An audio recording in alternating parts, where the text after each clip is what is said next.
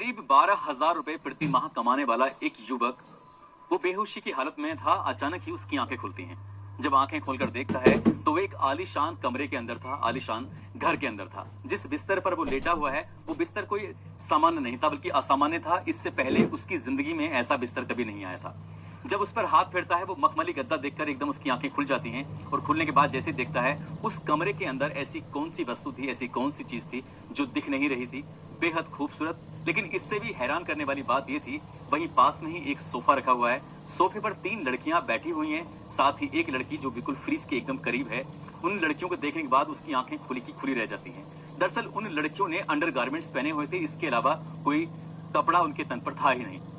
वो सोचने पर मजबूर था। उसे ऐसा लग रहा था जैसे कि ये सपना था, लेकिन वो सपना नहीं था बल्कि सच था। ऐसा सच, इतना भयानक सच, उसने उस सच की कभी कल्पना नहीं की थी। एक लड़की उसके पास आती है, गिलास से पानी देती है, कुछ गोलियां देती है, कहती है इनको खा लो।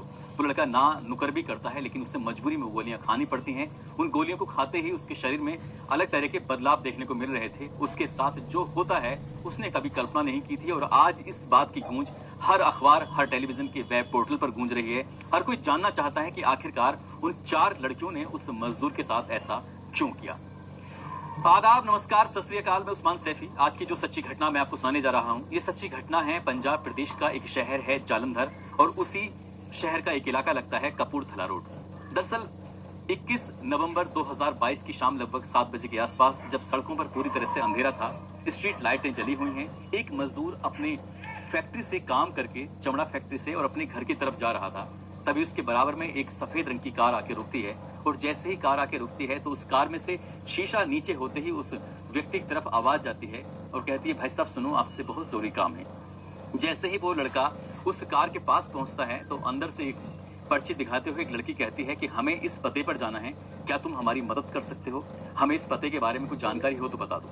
वो कहता है कि मैडम, मैं तो एक चमड़ा फैक्ट्री में काम करता हूँ, मजदूर आदमी हूँ, ज्यादा पढ़ा लिखा नहीं हूँ, ये एड्रेस कहाँ का है मुझे इसके बारे में कुछ जानकारी नहीं है, मैं 400 रुपए रोज कमाता हूँ, इससे ज्यादा की मेरी औकात पे नहीं है। जब इस तरह की वो बातें कर रहा था, अपनी बात रख ही रहा था कि अचानक से उसके चेहरे पर कुछ ठंडी ठंडी वस्तु आकर गिरती है, जिसको इससे पहले कि उस चीज को वो समझ पाता, उस केमिकल के उस चीज के बारे में समझ पाता, तब तक वो बेहोश हो चुका था। और बेहोश होने के बाद कुछ देर, यानी कि 7 बजे का ये वाकया है, लगभग 2 घंटे के बाद, रात के 9 बज चुके थे, तब उसकी आंखें खुलती हैं और आंखें खुलती हैं एक बड़े से आलीशान घर के कमरे के अंदर। उस कमरे में ऐसी सुख सुविधाओं की हर वस्तु थी, हर चीज थी। जिस दीवार पर, जिस छत पर, जिस जगह पर नजर मार रहा था, उसने अपनी जिंदगी में उससे पहले कभी ऐसा घर, ऐसा कमरा देखा नहीं था।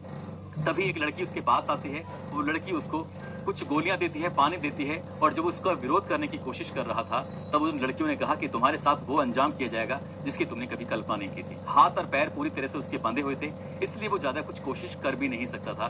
तब मजबूरी में आकर उस व्यक्ति ने, उस लड़के ने, वो शांत पड़ा रहा और उसने अपनी आंखों से देखा उन लड़कियों ने अपने एक एक कपड़ों को अपने तन से अलग करना शुरू कर दिया। जब उनके तन पर महज अंडरगारमेंट्स रहते हैं तब उन लड़कियों ने वहीं शराब रखी हुई है और शराब को पीना शुरू कर दिया। इससे भी हैरान करने वाली बात यह थी कि किसी भी लड़की की उम्र 20 साल से कम नहीं थी और 24 साल से ज्यादा नहीं थी। वो लड़कियां आपस में कभी अंग्रेजी में बात करती थी तो कभी पंजाबी में बात करती थी। वो मजदूर ये सब समझ नहीं पा रहा था कि आखिरकार उसके साथ क्या हो रहा है। वो जब उसको गोलियां और वो पानी पिलाया गया तो उसे पीते ही उसके शरीर में अलग तरह के बदलाव होने लगे, और जब बदलाव होने लगे उन लड़कियों ने उसके शरीर पर अलग अलग तरीके से ऐसी हरकतें करनी शुरू की जो शायद उस लड़के को बिल्कुल भी अच्छा नहीं लग रहा था। लेकिन जिस तरह से उन लड़कियों ने बारी बारी से, उनमें आपस में कंपटीशन होता है, कंपटीशन कुछ इस तरह से होता है कि बारी बारी से उसके साथ वो रेप करने लगती हैं, बलात्कार करने लगती हैं, जैसे क्या कोई पुरुष किसी महिला का या किसी लड़की का रेप करता है, बलात्कार करता है। वो रो रहा था, गिड़गिड़ा रहा था, कह रहा था कि मैडम तुम मुझे जानते नहीं हो, मैं मजदूर हूँ, मैं गरीब आदमी हूँ, तुम ये सब क्यों कर रही हो? लेकिन वो चारों की चारों लड़कियां हवश की भूखी थी, अंधी थी, और शायद उन्हें कुछ भी उस अपनी ख्वाहिशों को पूरी करने के अलावा शायद उन्हें कुछ दिखाई भी नहीं दे रहा था। और धीरे धीरे करके रात के 3 बज जाते हैं। 3 बजे तक उसके साथ वो ऐसे ही घिनौना कृत्य, घिनौना काम कर रही थी। और जब 3 बज जाते हैं, जिस तरह से वहां से किडनैप करके उसका हाथ और पैर बांधकर वो लेके आई थी, ठीक उसी तरह से हाथ और पैर बांधकर उसको उसी जगह के, उसी इलाके के आसपास फेंक देती हैं। अगले दिन वो लड़का सीधा थाने पहुंचता है और थाने जाने के बाद अपनी बात, अपनी परेशानी इससे पहले कि बताने की कोशिश करता, थाने से बाहर ही वो वापस लौट कर आ जाता है, क्योंकि वो गरीब आदमी था। वो ये कहते हुए कि शायद पुलिस इसके खिलाफ कोई कार्रवाई करेगी नहीं करेगी। तभी वो लड़का अपने घर जाता है और घर जाने के बाद रात बीती हुई सारी बातें अपनी घर वालों को बताता है। यही बात उसके घर वालों के माध्यम से बात मीडिया तक पहुंच जाती है, और जब बात मीडिया तक पहुंचती है तो ऐसा कौन सा अखबार, ऐसा कौन सा टेलीविजन का वेब पोर्टल था या अखबारों में ऐसी कौन सी जगह थी जहां पर इस घटनाक्रम को पूरी जगह नहीं मिली। और जब लोगों को यह पता चला कि 4 बड़े घर की लड़कियों ने एक मजदूर के साथ रेप किया, बलात्कार किया, वो भी रात 9 बजे से शुरू होकर सुबह के 3 बजे तक वो ऐसे ही करती रही। साथ ही उन्हें जिस तरह का स्प्रे, जिस तरह की गोलियां, जिस तरह की चीजें उसको दी थी, उसके बाद उन्होंने अपनी उस हवस को पूरा तो कर लिया, लेकिन ये बात जब अखबारों में छप जाती है तब जालंधर पुलिस और पंजाब पुलिस हरकत में आती है और उन लड़कियों की तलाश में जुट जाती है। उस इलाके की जितनी भी सीसीटीवी कैमरे हैं, जितनी भी जगह हैं, उन सबको तलाशने की कोशिश की जा रही है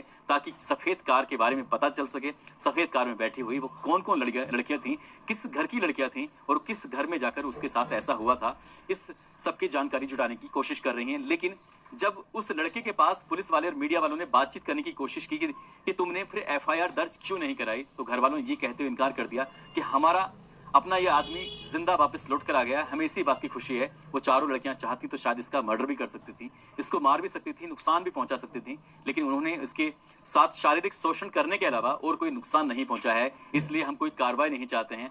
वैसे भी गरीब आदमी है, महीने के 10-12 हजार रुपए महीने कमाते हैं, इससे घर का खर्च भी नहीं चल पाता।